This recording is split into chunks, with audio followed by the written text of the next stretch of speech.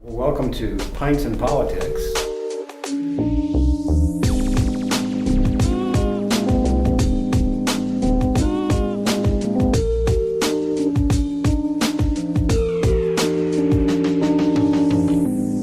They say that Alexandria, Virginia, here in a suburb of DC, Alexandria is sort of the Silicon Valley of politics. And you have a lot of, on both sides of the aisle, pollsters, ad makers, and we have two Alexandria ad buyers with us today, Jester and Ben Angle, who live about 6 blocks apart. That's about right. And suddenly in September and October of 2016, they found themselves as opponents in the presidential campaign, with Danny been buying Hillary Clinton's TV and radio for a couple of years. 8 years, 10 years, how long's she been? And Ben just got the call in mid-September and jumped in. So between them, the two buddies spent like $450 million on the two campaigns.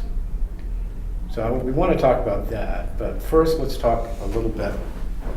Most of the students in this class will be political novices and not know anything about, or know very little about, political media buying.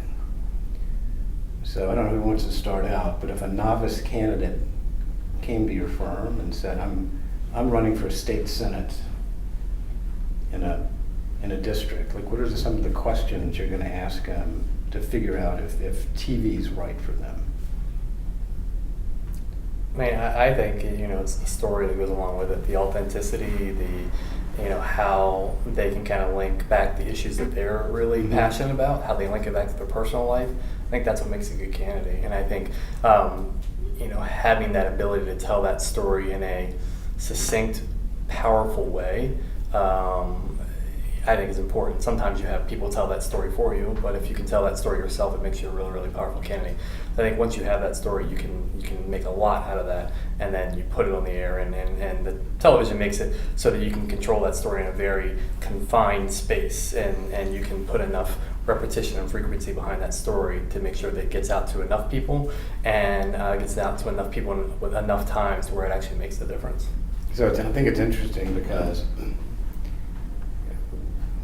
all three of us are in the political media buying business, not in the creative business. But the thing that you brought up first is the importance of the creative element in the TV spot. Right? And I think these days, with everybody talking about high-tech targeting and where media allocation, that the importance of creative gets overlooked.